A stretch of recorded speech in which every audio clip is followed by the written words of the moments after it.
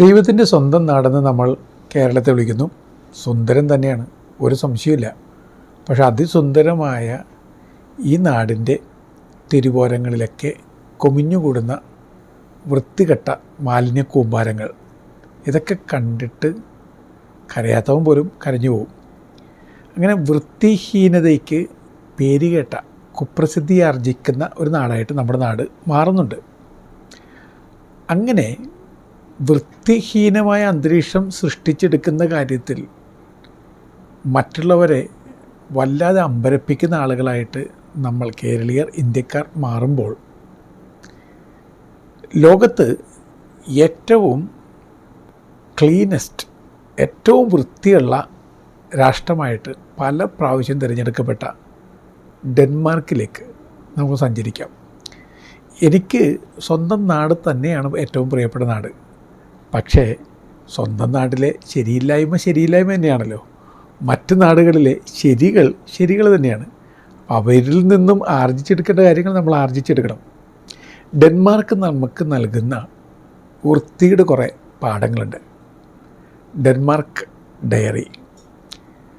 ഒന്നാമതായിട്ട് ഡെൻമാർക്കിൻ്റെ national motto തന്നെ with God's help people's love Denmark strengthens എന്നാണ്.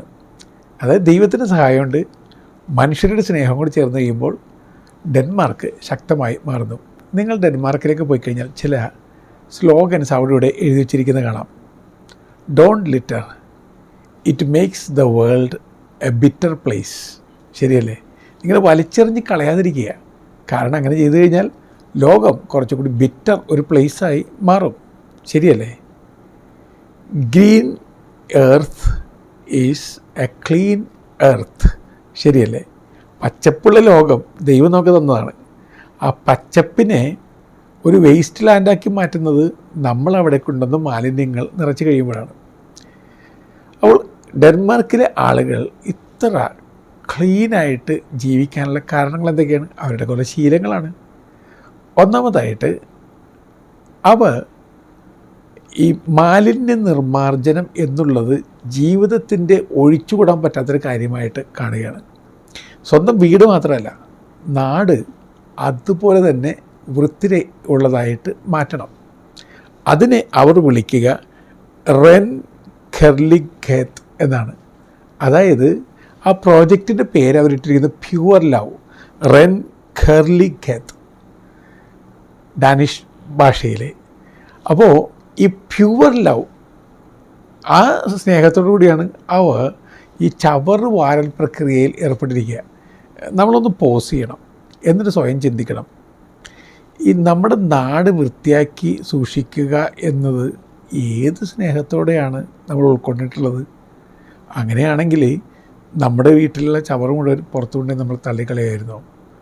കോർപ്പറേഷൻകാർക്ക് ചെറിയൊരു തുക കൊടുക്കാൻ പോലും മടിച്ചുകൊണ്ട് നമ്മൾ നമ്മുടെ മാലിന്യങ്ങൾ മുഴുവൻ സഞ്ചികളിലൊക്കെ ആക്കി പൊതു നിരത്തിക്കൊണ്ടിടുകയാണ്. അപ്പോൾ ഇവർ പ്യുവർ ലവോടുകൂടി, ആ പ്രോഗ്രാമിൻ്റെ പേര് എനിക്ക് ഇഷ്ടപ്പെട്ടു, പ്യുവർ ലവ് പ്രോഗ്രാം. രണ്ടാമതായിട്ട് ചെറിയ ക്ലാസ്സിൽ തുടങ്ങി വീടുകളിലും എല്ലായിടത്തും പഠിപ്പിച്ചു കൊടുക്കുന്ന ഒരു വാല്യൂ ഉണ്ട്. അവരിതിനെ ഹൈഗി എന്ന് വിളിക്കുന്നു. HYGGE, ഹൈഗി. എൻ്റെ പ്രൊനൗൺസിയേഷൻ അങ്ങനെ തന്നെയാണോ എന്നെനിക്ക് അറിഞ്ഞുകൂടാ. അതിൻ്റെ അർത്ഥം വി ഫീലിംഗ്. ഇപ്പോൾ എൻ്റെ സമയം, എൻ്റെ നേട്ടം എന്ന് ചിന്തിക്കുന്നതിനും നാടിൻ്റെ നേട്ടം, നാടിനുള്ള സമയം എന്ന് മാറ്റി ചിന്തിക്കുക. എല്ലായിടത്തും ഒരു we feeling, together we achieve. ഒരു ശ്ലോകം പോലെ പറഞ്ഞുകൊണ്ടിരിക്കുകയാണ്, ഒരുമിച്ച് നമ്മൾ നേടിയെടുക്കും.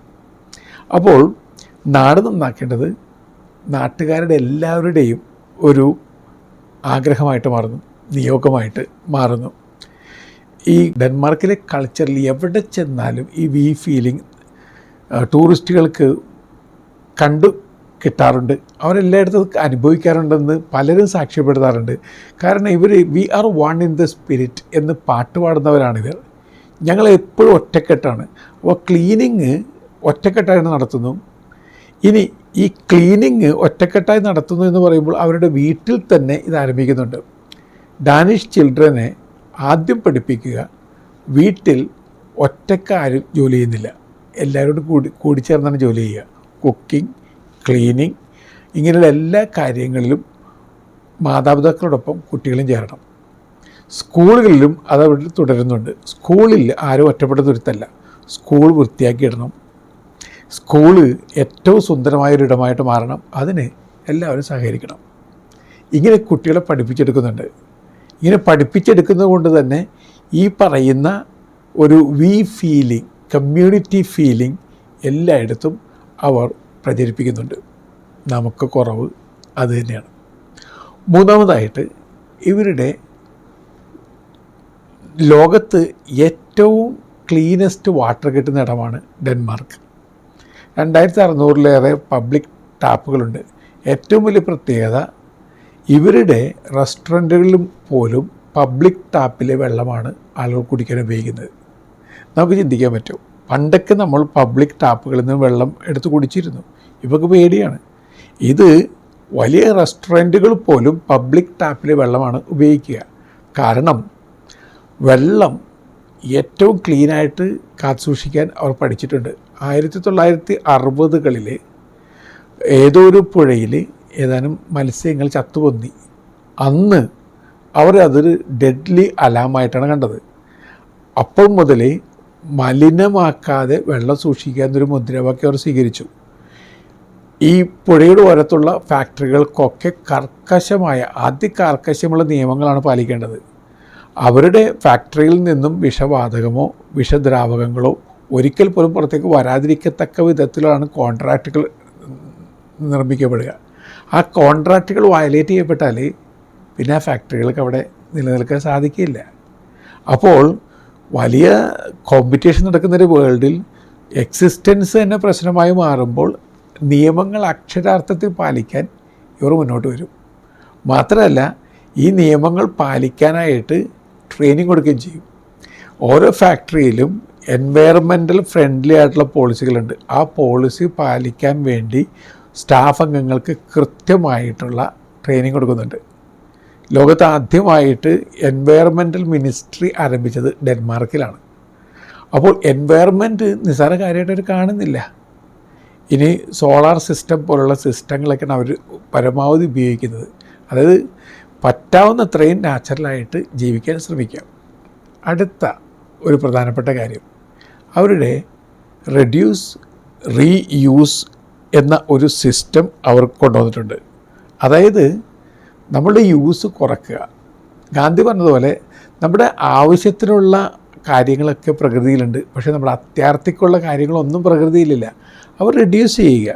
ഹലോ മിനിമലിസം വളരെ പ്രചാരത്തിലുള്ള ഒരു സംഗതിയാണ് ഡെൻമാർക്കിൽ. അതായത് മിനിമൽ സാധനങ്ങൾ കൊണ്ട്, ഇപ്പോൾ വീട് പണിയുമ്പോൾ മിനിമൽ സാധനങ്ങൾ ഉപയോഗിച്ചാൽ മതി. നിങ്ങൾ 2 പേർ ചേർന്നിരിക്കുന്നൊരു വീട് അത് കൊട്ടാരം പോലുള്ള വീടാക്കി മാറ്റേണ്ട ആവശ്യമില്ല. അവർ പറയും ഹലോ മേക്ക് ഇറ്റ് സിമ്പിൾ. അതൊരു തത്വമായിട്ട് മാറിക്കഴിഞ്ഞു. ലെസ് ഈസ് മോർ എന്നത് അവരുടെ പല വീടുകളിൽ എഴുതി വെച്ചിട്ടുള്ള ഒരു സാധനമാണ്. അതൊന്നും വേണ്ട, ഒരുപാട് കൺസ്യൂം ചെയ്യേണ്ട ആവശ്യമില്ല. ശരീരത്തിനും നല്ലതല്ല. ഷോപ്പിംഗ് മാനിയ ഉള്ള ആളുകൾ ആ ഷോപ്പിംഗ് മാനിയെ മാറ്റുക. അങ്ങനെ വരുമ്പോൾ ജീവിതത്തിന് തന്നെ ഒരു സൗന്ദര്യം വന്ന് ചേരും. ഇനി റെഡ്യൂസ് ചെയ്തത് കൊണ്ട് മാത്രമല്ല, വേസ്റ്റ് മെറ്റീരിയൽസ് റീസൈക്കിൾ ചെയ്തെടുക്കണം, റീയൂസ് ചെയ്തെടുക്കണം. അതായത് ഒരു വേസ്റ്റ് പോലും വേസ്റ്റല്ല, അത് എനർജിയാണ്. ആ എനർജിയായിട്ട് അതിനെ കൺവേർട്ട് ചെയ്യണം. അങ്ങനെ നമ്മൾ കാര്യമായിട്ട് ശ്രമിച്ചിരുന്നെങ്കിൽ നമ്മുടെ നാട്ടിലിങ്ങനെ ഈ ഇത്രയ്ക്കേറെ മാലിന്യ കൂമ്പാരങ്ങളുണ്ടാകുമായിരുന്നു. ചിന്തിക്കേണ്ട കാര്യമാണ്. ഇത് ഉണർന്നിരുന്ന് ഒരു രാജ്യം ചിന്തിച്ച് തീരുമാനങ്ങൾ എടുക്കേണ്ട സമയമായിട്ടുണ്ട്. അങ്ങനെ തീരുമാനങ്ങൾ എടുക്കാതിരിക്കുന്നത് നമ്മൾ ഓരോരുത്തരുടെയും കുഴപ്പമാണ്. വീണ്ടും അവരുടെ വൃത്തിയുടെ പാഠങ്ങൾ സ്കൂളുകളിൽ തുടങ്ങുന്നു. പല സ്കൂളുകളും ഗ്രീൻ സ്കൂളുകൾ എന്നാണ് അറിയപ്പെടുന്നത്. ആ സ്കൂളുകൾ പ്രകൃതി ജീവനത്തിൻ്റെ വിവിധ തന്ത്രങ്ങളും മന്ത്രങ്ങളും അവരെ പഠിപ്പിക്കുന്നുണ്ട്. ഫാമിങ്, സ്വന്തം ആവശ്യത്തിന് വേണ്ട ഭക്ഷ്യവിഭവങ്ങൾ ഉണ്ടാക്കിയെടുക്കുന്നതിന് കുട്ടികളെ പഠിപ്പിച്ചെടുക്കുന്നുണ്ട്. അതുപോലെ തന്നെ ജന്തുജീവജാലങ്ങളോട് സൗഹൃദം ഉണ്ടാക്കുന്നതിന് വേണ്ടി അവരെ ട്രെയിൻ ചെയ്യുന്നുണ്ട്.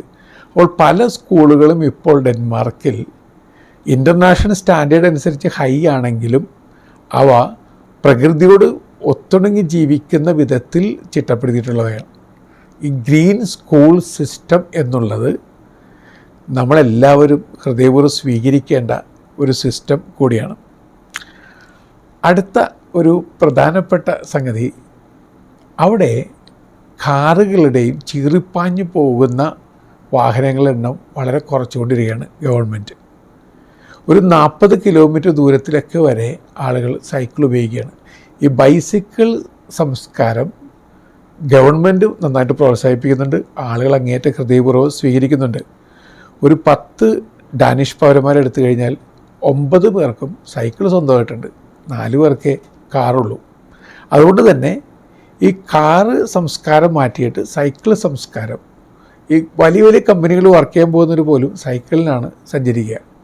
ഇനി സ്പീഡി ട്രാക്കുകൾ പ്രത്യേകമായിട്ട് ഉണ്ടാക്കിയെടുത്തിട്ടുണ്ട്.